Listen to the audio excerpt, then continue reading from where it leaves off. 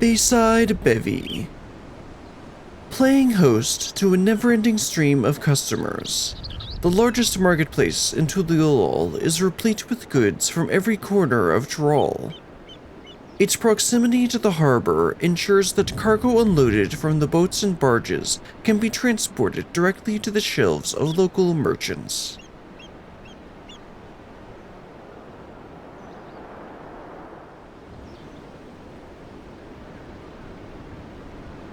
The Resplendent Quarter.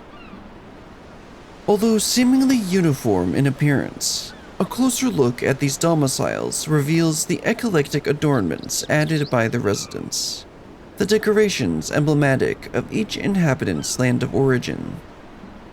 If Hunu'iliy were a giant bird, then these richly colorful homes would form its resplendent plumage.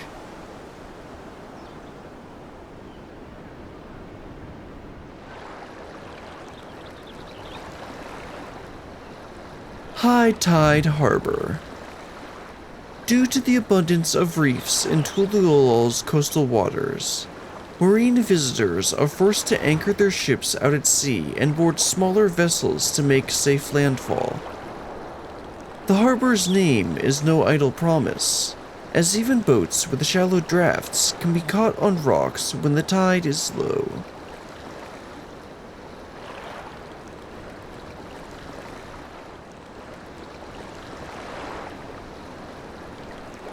The Ford Cabins. Spanning the length of a pier, these pleasant cottages replace the previous fleet of boats that once served visitors as rudimentary accommodations. It is said that a foreign explorer was responsible for naming the guest houses when he likened their roofs to ship prows and their cozy interiors to a captain's cabin.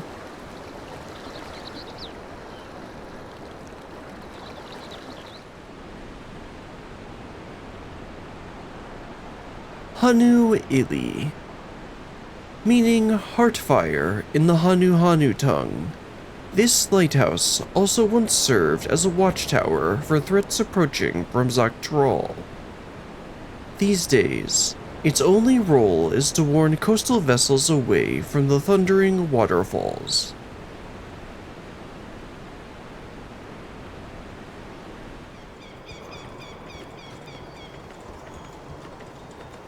Wachunpelo.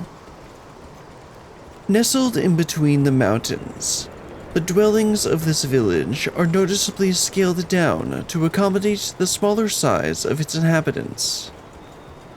It is here that the peddler clan of the Pelu manufacture their trading goods such as coffee and mezcal, as well as maintain a ranch for the breeding and training of alpacas.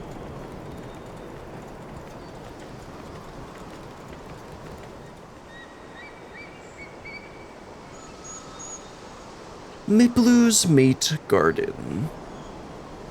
Overseen by the eponymous Miplu, the cultivation of this mate tea garden has introduced lush greenery and fertile soil to Rukupacha's usual vistas of sparse vegetation. The operation has almost become a small village in its own right, with the number of field hands ever growing to match the garden's steady expansion.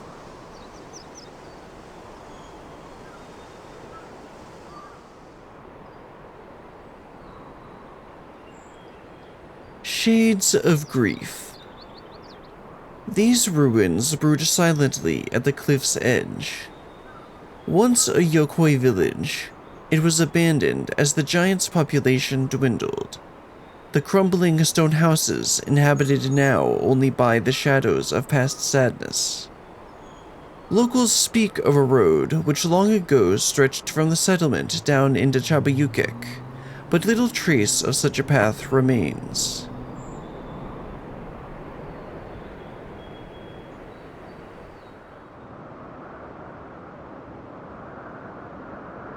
Naryor Gorna.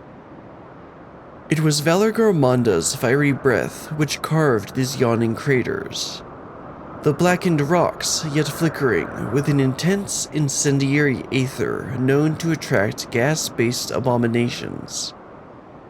If roaming bombs were not enough to discourage would-be sightseers, the gruesome Yokoi name roughly translates to the land of scorched and gouged out eye sockets.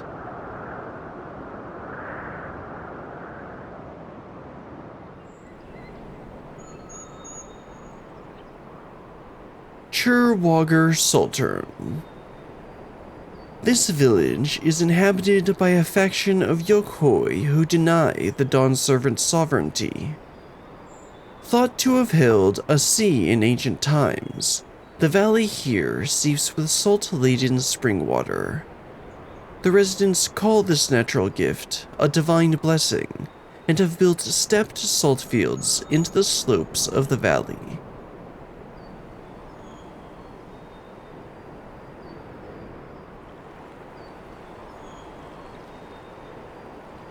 Worqor Lar Dor. In the Yokoi tongue, its name means mountains most high blooming with all the world's colors. The sight of rainbow strata arising from a carpet of vivid flowers is almost illusory in its brilliance. Its slopes, steeped in ambient ether, have been revered by the giants as a sacred site for centuries uncounted.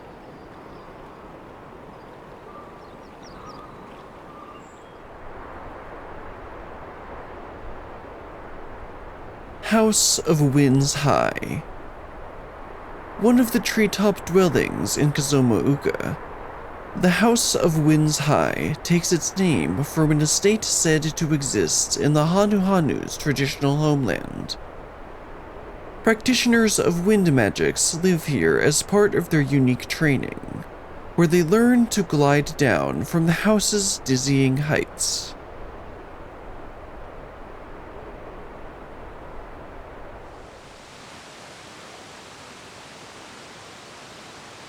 Cave Kikitola. This enchanting hollow was carved out by the unrelenting deluge of three waterfalls, Zo-Dun, Zo-Onu, and Zo-Peak. In hours of darkness, the profusion of luminous moss within resembles a dazzling night sky, hence the Hunu'iliy name, meaning overflowing with many stars.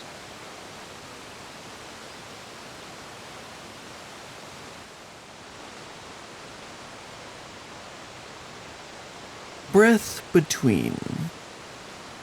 Hunu'iliy fishermen constructed this landing in the plunge basin of Ku'uzagi, driving the piles deep to stand against the fast-flowing current. The mighty falls bear witness to many a furious battle, the fixed fishing poles bending in place as anglers work to land their thrashing catches.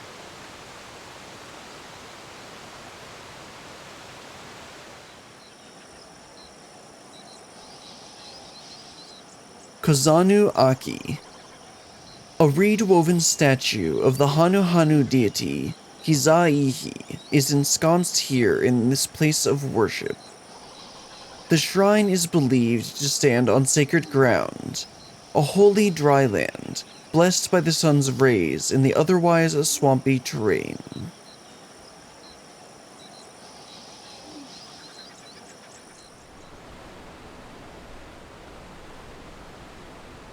Earthenshire. Possessed of a unique architectural style, the Moblins' home village resembles nothing more than a circle of enormous glazed pots. Among them dwell the potsworn, contracted artisans who have agreed to practice their trade in exchange for working conditions personally tailored to meet their every need.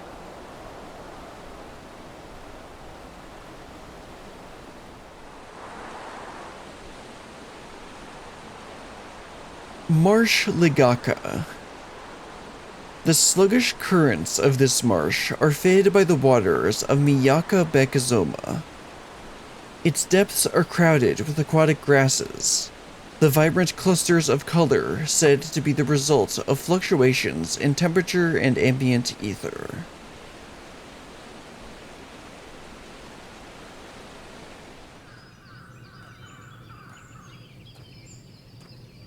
Rrax. Standing on the edge of a cenote in the midst of dense forest, the Xobr'it's home village has a clearing open to the sky for stargazing.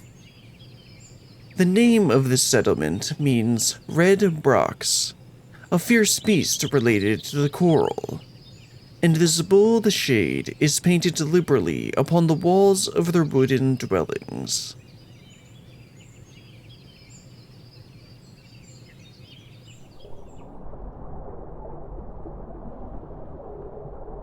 Rrax Tsoly.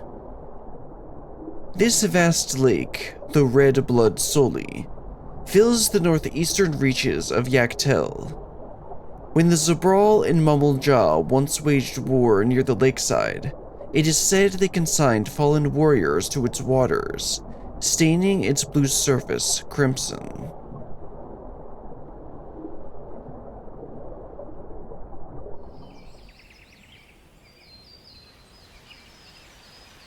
The Xobr'it Cinderfield. For many years, the savage war between the Xobr'it and Mumble Ja raged back and forth across this scarred stretch of land. Siege armaments and defensive works yet litter the field decades after the conflict's end, and even the forest's greenery seems hesitant to reclaim its ashen expanse.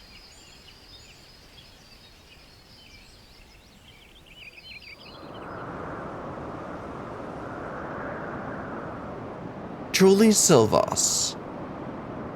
This enormous pillar of rock in the Ja Tiika Heartland is thought to be a remnant of the upper forest from when the meteorite fall split the region into two elevations.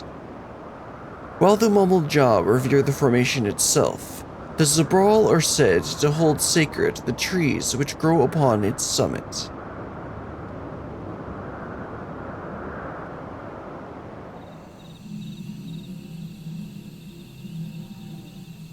The Ja Tiika Heartland. An arboreal sea of blue glowing trees and deep cenotes, the Forest of the Brethren is the spiritual homeland of the Mumble Ja. Although little sunlight penetrates the deep canopy, the pulsing ambient ether provides a constant source of soft cerulean illumination.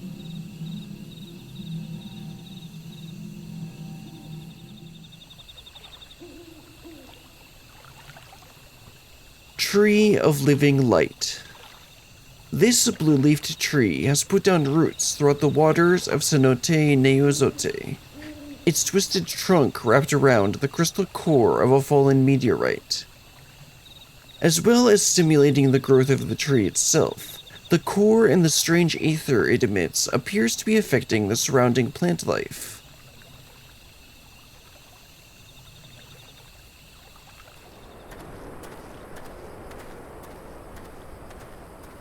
Hunu'iliy. Situated near the Toari trailhead, this settlement was originally built as a supply depot to facilitate the exploration and development of the Xoloni wilderness.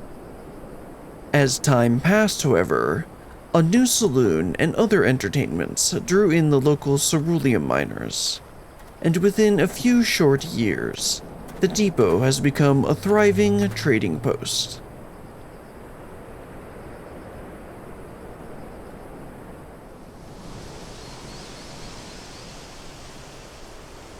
Mehwahhetsoan. This village is home to a family of Hetsaro who have taken the Rennick as their guiding animal. As the name implies, the land where the Hetso graze is a nomadic settlement. The tents struck and pitched over and over as they follow the seasonal migration of the Rennick.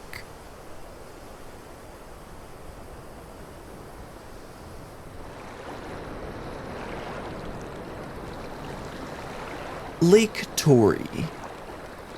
Just like water, the moments which make up life rush past in the blink of an eye. In recognition of this truth, the Hetsaro have given the river which runs through Xoloni the name Mehwahhetsoan, the swift current of time. The two lakes into which it flows are in turn named after the morning and the evening, with Lake Toari alluding to the former.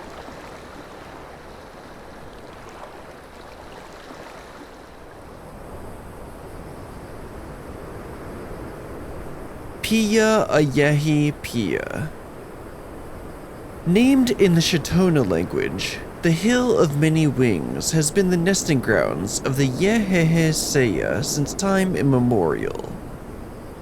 The many fossils discovered in the region are evidence of their ancient existence, while the shrill cries of their newly hatched offspring herald their ongoing presence.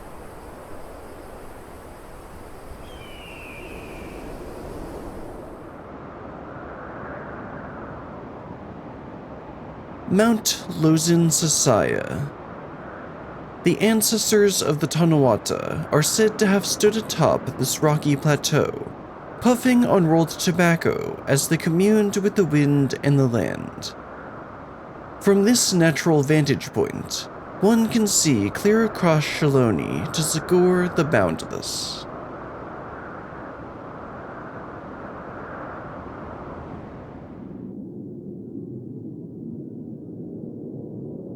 Resolution.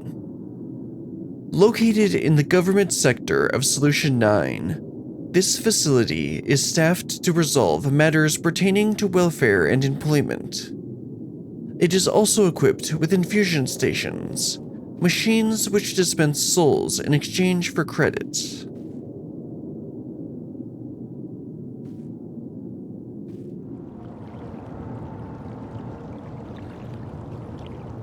Residential sector. The citizens of Solution 9 live in structures known as residential radii. These numbered buildings have a common area on the first floor, with each household above in separate, highly standardized apartments.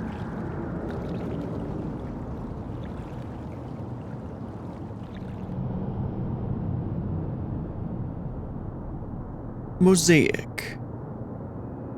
This popular cafe is found in Solution 9's commerce sector. The races of Alexandria are named after stones, and calling the shop Mosaic was in acknowledgement of the colorful work of art that is created when the people gather together.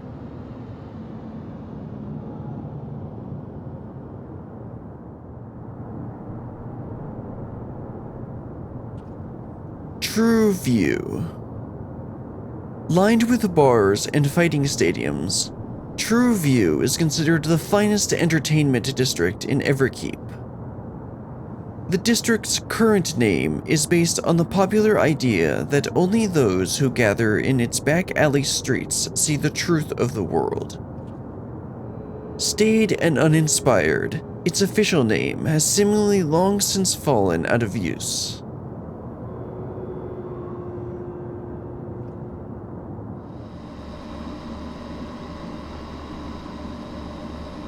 Nexus Arcade. This complex is filled with a variety of shops selling everything from food and daily necessities to personal vehicles. With so many floors and stores to lose oneself in, it is often jokingly remarked that the Lost Children desk is the busiest place in the entire arcade.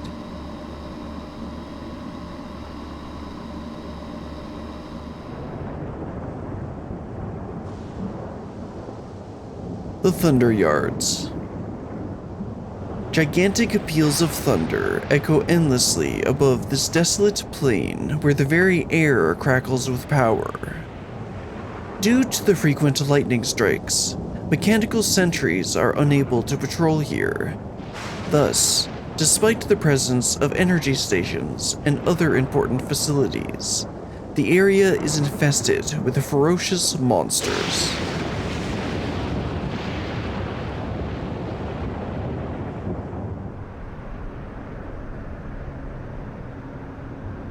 The Outskirts. Situated outside the walls of Everkeep, this laborer's town has taken over the buildings of a previously existing Yasalani settlement. The The majority of its residents are Toari born, yet even as they extol the virtues of a traditional lifestyle, they nonetheless appear to have embraced a certain level of electrope technology.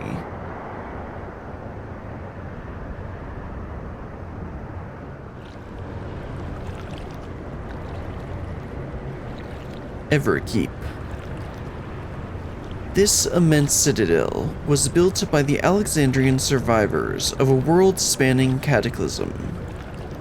Its 12 levels house factories for producing food and other essential resources, as well as residential areas to accommodate its citizens in relative comfort.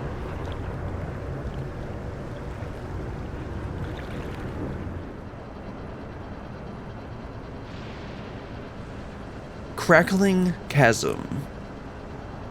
According to Alexandrian historians, this chasm was rent open by a weapon of war during the Storm Surge conflict. It has since become a reservoir of concentrated lightning energies, and a massive excavator is in constant operation mining electrope from its depths.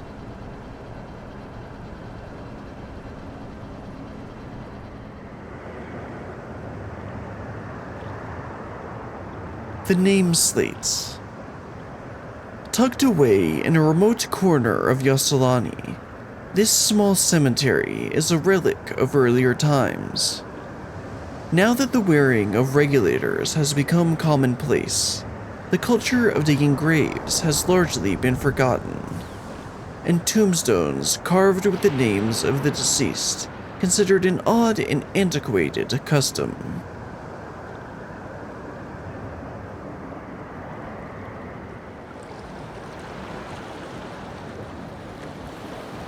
Archeo Alexandria. These heavily damaged buildings are all that remain to tell the tale of Alexandria's castle town.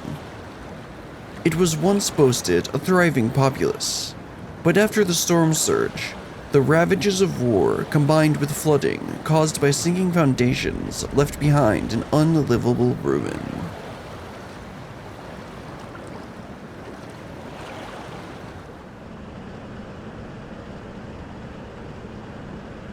Meso Terminal. This colossal golden structure arises from the center of living memory, a glittering monument to Alexandria's eternal queen. It also serves as the central terminal for Everkeep's core system.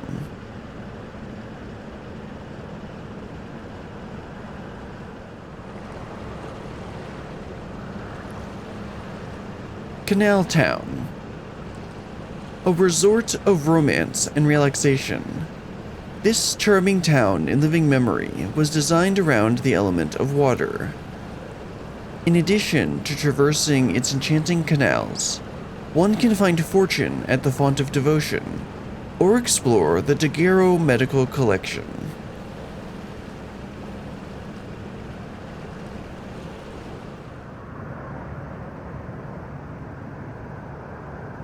Yesterland. Designed around the element of Earth, this section of living memory features a number of attractions. The Experience Wheels and the Air Cab ride both afford an incredible view of the entire park, while those who prefer to keep their feet on the ground can enjoy a stroll around the historical recreation of Proto-Alexandria.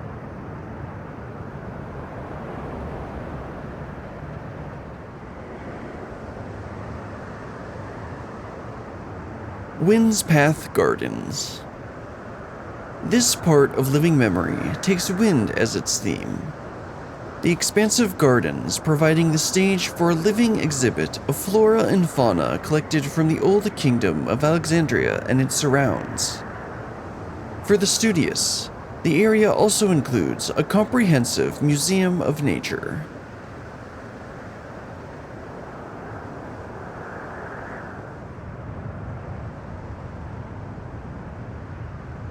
Asyle Volcane. Dominated by a lava-spewing volcano, this corner of living memory is devoted to the element of fire. Visitors to this molten realm can soak in the rainbow baths of Opal Springs, or observe the deadly occupants of Matchlock Menagerie.